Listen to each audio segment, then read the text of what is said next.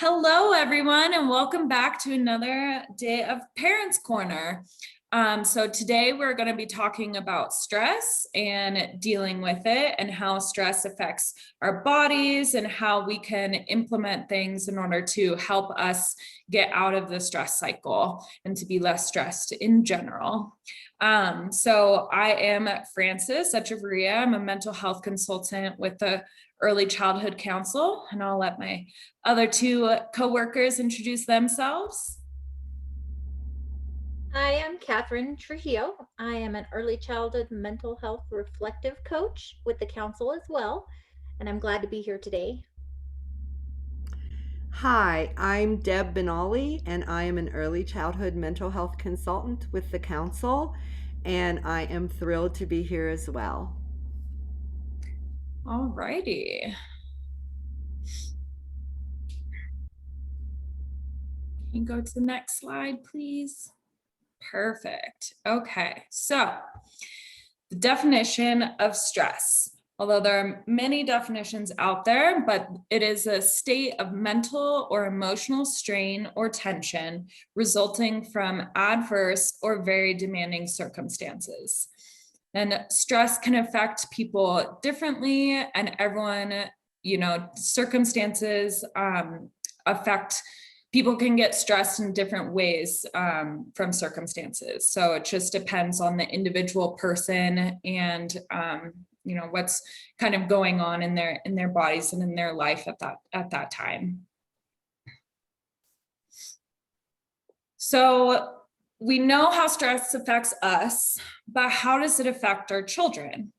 So for an adult, common effects of stress can affect our bodies, our thoughts and feelings, and our behaviors.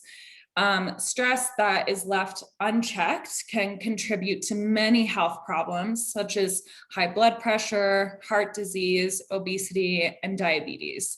So clearly it has a huge impact on both our physical body and our emotional well-being as adults and as kids as well. But it just looks, slightly different in kids because they may not be able to express that, how they're feeling at that time. So sometimes it's not easy to recognize when kids are stressed. Again, because they may not have the language development to be able to share how they're feeling or understand what their body is going through at that time. But it could come as short-term behavioral changes, such as mood swings, acting out, or withdrawing, changes in sleep patterns, bedwetting, or regression in behaviors. So having mastered bedwetting, and then all of a sudden they're wetting the bed again. So it's again a change in their normal behavior. Some kids will also have physical effects, again, including stomach aches and headaches. So it's just really important for us to notice what's going on both in ourselves and in our kids, and to pay attention when we may be seeing some of these behavior changes in our kiddos. So now I think this is the video, we're gonna watch a short video on how stress affects your brain.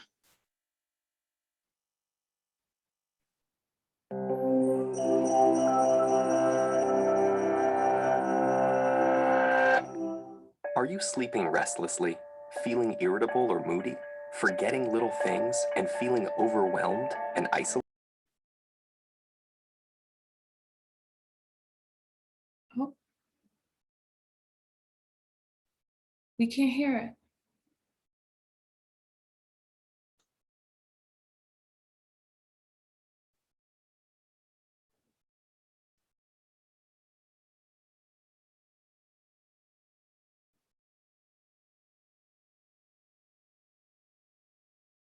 We still can't, I can't hear it, Catherine. Sorry, technical difficulties, hold on.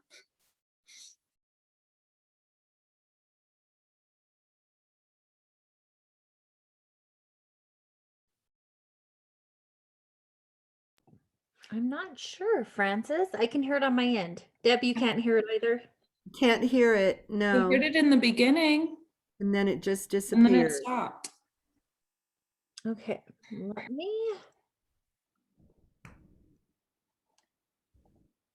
Mm, Functions, right down to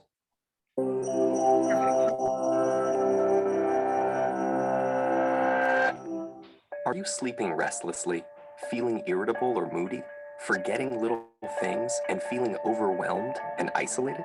Don't worry, we've all been there. You're probably just stressed out. Stress isn't always a bad thing. It can be handy for a burst of extra energy and focus, like when you're playing a competitive sport or have to speak in public. But when it's continuous, the kind most of us face day in and day out, it actually begins to change your brain.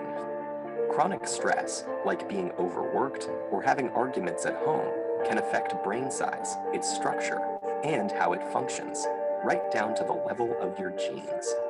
Stress begins with something called the hypothalamus pituitary adrenal axis, a series of interactions between endocrine glands in the brain and on the kidney, which controls your body's reaction to stress. When your brain detects a stressful situation, your HPA axis is instantly activated and releases a hormone called cortisol, which primes your body for instant action. But high levels of cortisol over long periods of time wreak havoc on your brain. For example, chronic stress increases the activity level and number of neural connections in the amygdala, your brain's fear center. And as levels of cortisol rise, electric signals in your hippocampus, the part of the brain associated with learning, memories, and stress control, deteriorate. The hippocampus also inhibits the activity of the HPA axis, so when it weakens, so does your ability to control your stress. That's not all though. Cortisol can literally cause your brain to shrink in size. Too much of it results in the loss of synaptic connections between neurons and the shrinking of your prefrontal cortex, the part of your brain that regulates behaviors like concentration, decision making, judgment, and social interaction. It also leads to fewer new brain cells being made in the hippocampus. This means chronic stress might make it harder for you to learn and remember things, and also set the stage for more serious mental problems like depression and eventually Alzheimer's disease. The effects of stress may filter right down to your brain's DNA. An experiment showed that the amount of nurturing a mother rat provides its newborn baby plays a part in determining how that baby responds to stress later in life. The pups of nurturing moms turned out less sensitive to stress because their brains developed more cortisol receptors, which stick to cortisol and dampen the stress response. The pups of negligent moms had the opposite outcome, and so became more sensitive to stress throughout life. These are considered epigenetic changes, meaning that they affect which genes are expressed without directly changing the genetic code. And these changes can be reversed if the moms are swapped. But there's a surprising result. The epigenetic changes caused by one single mother rat were passed down to many generations of rats after her. In other words, the results of these actions were inheritable. It's not all bad news though. There are many ways to reverse what cortisol does to your stressed brain. The most powerful weapons are exercise and meditation, which involves breathing deeply and being aware and focused on your surroundings. Both of these activities decrease your stress and increase the size of the hippocampus, thereby improving your memory. So don't feel defeated by the pressures of daily life. Get in control of your stress before it takes control of you.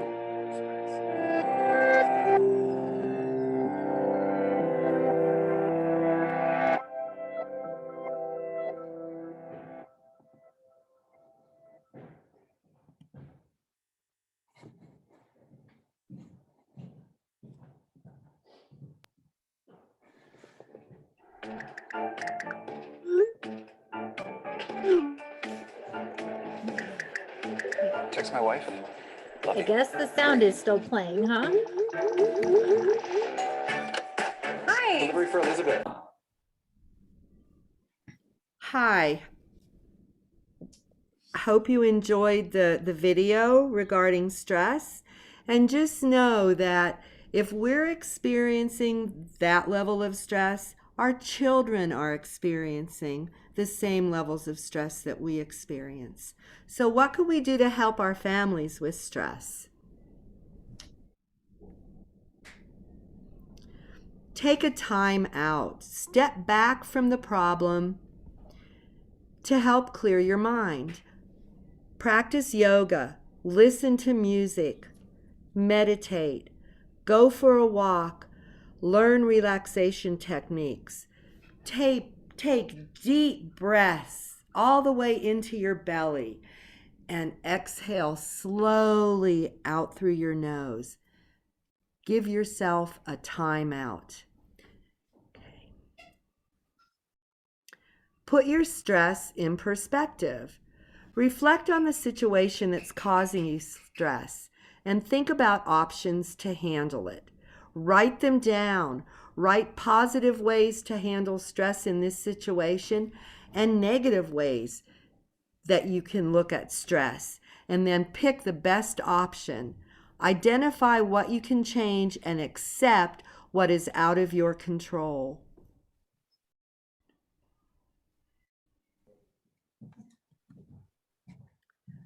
We know taking care of our bodies helps to reduce stress and helps us to better handle difficult situations. Volunteer. Volunteering gets you out of yourself and working with other people. It creates a support network and gives you a break from everyday stress. Limit your alcohol and caffeine. Drink more water. Exercise. 5 minutes a day can help. Talk to someone. Talking about a problem can relieve some pressure, and maybe your friend, coworker, physician, or therapist can support you in finding a solution. Maintain a positive attitude. Know that you aren't perfect and be okay with doing your best.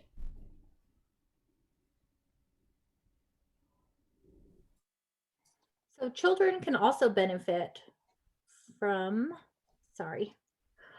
labeling feelings. So talk about your feelings. Talk about their feelings and what that looks like.